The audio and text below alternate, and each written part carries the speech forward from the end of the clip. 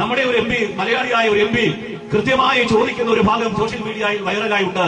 അദ്ദേഹം BJP president ദത്തയോട് ചോദിക്കുന്നു, അങ്ങ് പഠിച്ചത് ക്രൈസ്തവ സ്കൂളിലല്ലേ? അങ്ങ് പഠിച്ചത് ക്രൈസ്തവ സ്കൂളിലല്ലേ? പിന്നെ പീയൂഷ് ഗോയലിനോട് ചോദിക്കുന്നു, അങ്ങ് പഠിച്ചത് ക്രൈസ്തവ സ്കൂളിലല്ലേ?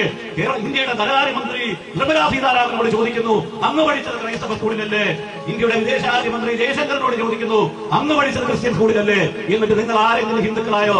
നിങ്ങളോട് ആരോടെങ്കിലും അവിടുത്തെ അധ്യാപകരോ മാനേജ്മെന്റോ മതപരിവർത്തനത്തിന് ആഹ്വാനം നൽകുന്ന എന്തെങ്കിലും ഒരു സന്ദേശം പറഞ്ഞോ എന്ന് മലയാളികളുടെ ഒരു MP നട്ടലിനോടുകൂടി പാർലമെന്റിൽ ചോദിക്കുന്നത് ഓരോ മലയാളിയും അഭിമാനത്തോടെ കണ്ടതാണ്.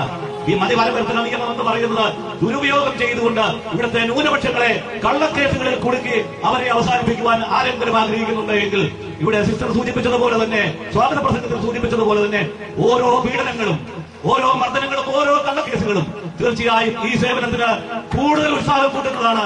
ഈ സമർപ്പിത സേവനത്തിന് കൂടുതൽ സമർപ്പണം നൽകുവാനുള്ള ഒരു ആഹ്വാനമാണ്. അത് ക്രിസ്തുവിന്റെ അനുഗ്രഹമായി കണ്ടുകൊണ്ട് ഞങ്ങളുടെ സഹോദരിമാരായ സിസ്റ്റേഴ്സ് കൂടുതൽ ഉത്സാഹത്തോട് പ്രവർത്തിക്കും.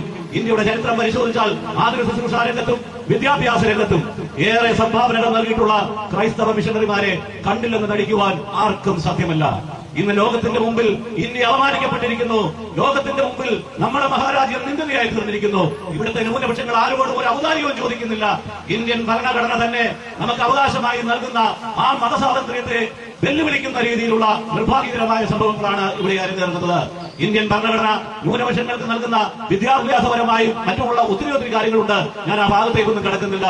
നമ്മുടെ വൈദികർക്കെതിരെ, നമ്മുടെ മിഷണറി പ്രവർത്തകന്മാർക്കെതിരെ നടക്കുന്നതായ ഈ പക്ഷാപാതപരമായ നിയമത്തെ ദുരുപയോഗം ചെയ്തുകൊണ്ട് നടക്കുന്നതായ പക്ഷാപാതപരമായ ഈ നടപടികൾക്കെതിരെ ഒറ്റക്കെട്ടായി പ്രതികരിക്കുവാൻ ജനാധിപത്യ ബോധമുള്ള, ഇന്ത്യ മഹാരാജ്യത്തെ സ്നേഹിക്കുന്ന മൂല്യബോധമുള്ള ഓരോ വ്യക്തിയും, ഇത് കത്തോലിക്ക സഭയുടെയോ ക്രൈസ്തവരുടെയോ വിഷയമല്ല, ഇന്ത്യയെ സ്നേഹിക്കുന്ന എല്ലാ ജനാധിപത്യ വിശ്വാസികളുടെയും അവരുടെ നിലനിൽപ്പിലാണ് നമ്മുടെ രാജ്യത്തിന്റെ അഖണ്ഡതയും മതേതരത്വവും കാത്തുസൂക്ഷിക്കുവാനുള്ള പോരാട്ടത്തിൽ നമ്മുടെ പൂർവികർ കാണിച്ചു തന്നിട്ടുള്ള ആ ഒരു പാതയെ വർദ്ധിച്ച വീര്യത്തോടുകൂടി മുന്നോട്ട് പോകുവാൻ നമുക്ക് സാധിക്കണം. അതിന് ഒരു പക്ഷേ ദൈവനിശ്ചയമായിരിക്കും ഇങ്ങനെ ഒരു സഹകരണവും കൂട്ടായ്മയും ബോധവൽക്കരണവും ഉണ്ടാകുവാൻ, എല്ലാവരെയും ഒന്ന് ബോധവൽക്കരിക്കുവാൻ, ഈ അപകടസ്ഥിതി എല്ലാവർക്കും ഒന്ന് മനസ്സിലാകുവാൻ തക്കവണ്ണം ഒരുപക്ഷെ സ്വർഗത്തിലെ ദൈവം ഈ സിസ്റ്റേഴ്സിനെ ഉപയോഗിച്ചതായിരിക്കും എന്ന് ഞാൻ വിശ്വസിക്കുന്നു.